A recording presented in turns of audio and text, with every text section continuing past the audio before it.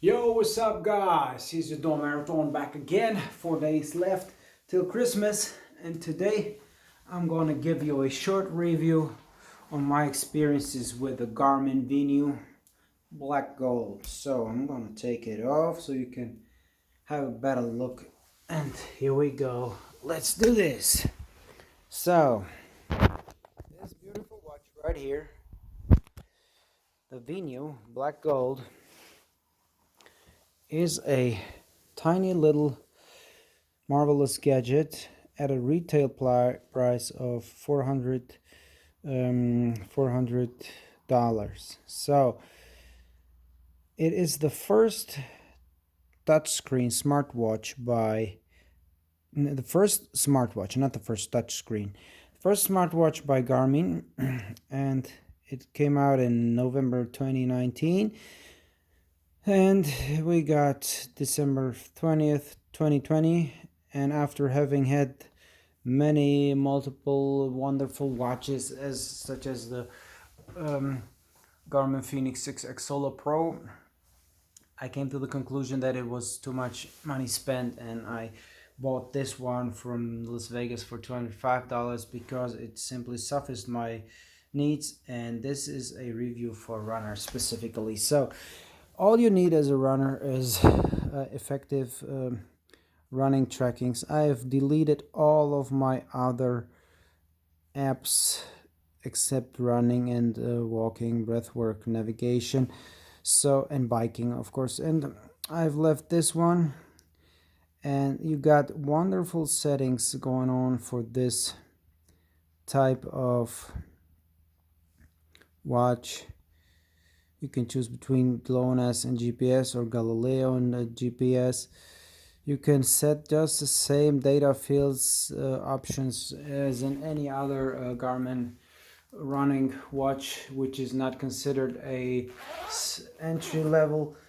And this only has 4 data fields, but as I said, it has have the option of putting in the best data field ever on the market, which is still, in my mind, in my opinion, the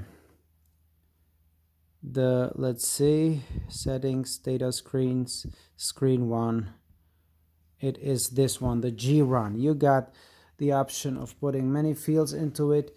I decided to put the heart rate on top, the estimated time of arrival on the left here in the second row. Then I have the timer, then the lap pace in the third row, the average heart rate and the average pace, and in the lowest section I got my distance and the time of day. On the bottom of this tiny screen, there you have the GPS signal and the battery life. The good thing is you can use the start and stop button by means of these two wonderful buttons. With the upper button, you cannot use the touch screen for starting or stopping this watch, which is very good advantages during a run, because the rain might cause the button to be pushed if the touch screen would cause a start or a pause function, which I had in some previous versions of some other Garmin watches, such as the Vivo Active 1. And the best thing is I have, of course, the function of the music. I can pair them with my Amazfit power buds, which is also great. And it has some tiny little interruptions from time to time, but the sound is very good, music is flowing, and it is quite okay for such a tiny watch, because the sensors in here are quite small, and the size, as you can see, the height of the watch is very, very thin, so you cannot expect much from such a watch. But in comparison to a 900 and something dollar 6X Pro, this watch is still at a good price and a good value, and you cannot expect wonders. Of course, it does not show you the training load and some other stuff, even though it has a pulse ox to stress the body battery, the oxygen intake level, some breath work exercises, and many other things.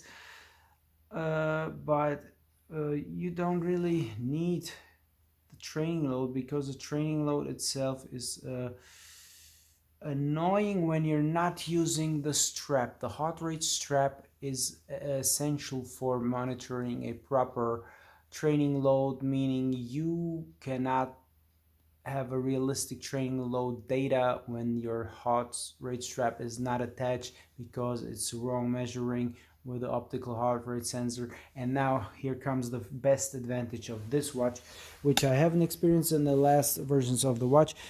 I can completely turn off the heart rate sensor, meaning when I'm running it will be at 0, so it will not record any heart rate data, meaning I am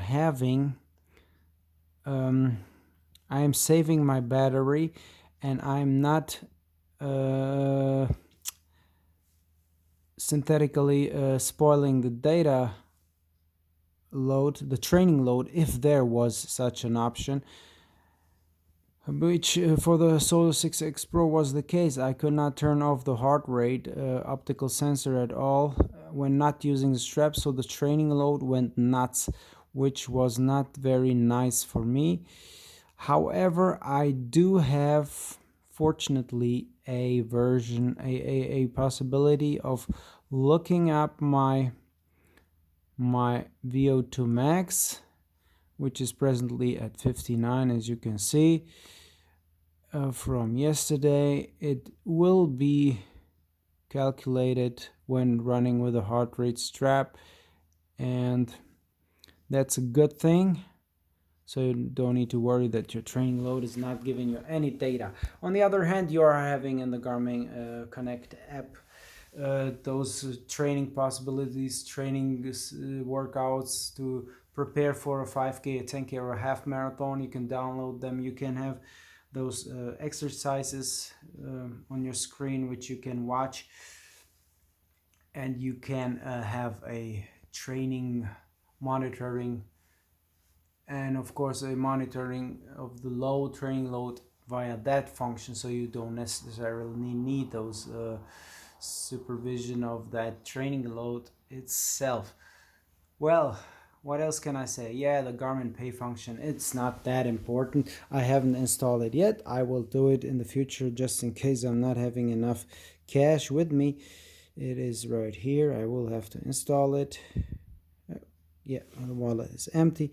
However, this watch seems to be perfect, and I've loaded it last night, and it's at 92% due to the fact that I've switched off the heart rate sensor, and it is really taken off less battery than I expected, considering the fact that it's a smartwatch. It is better than expected, and I am very, very satisfied with it right now.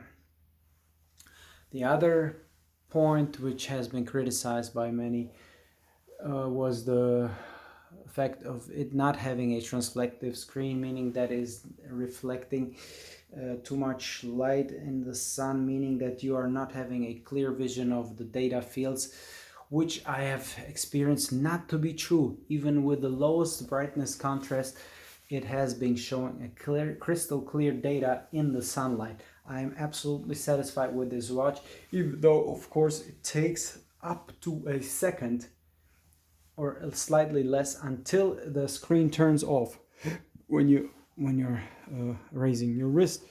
During the run it is half a second. When it is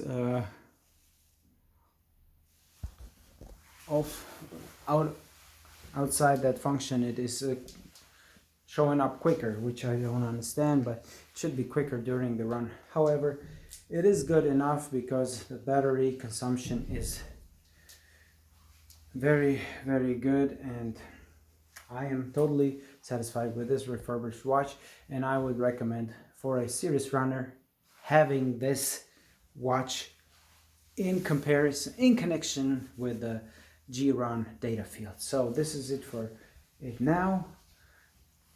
In comparison with a Solar 6X Pro.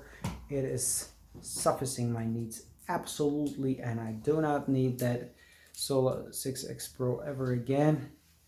The only case would be a Ultra or a 100K race, in which I would consider having a Phoenix 3, which is also enough to have 10 hours of battery life. So stay tuned for some more videos to come in the future.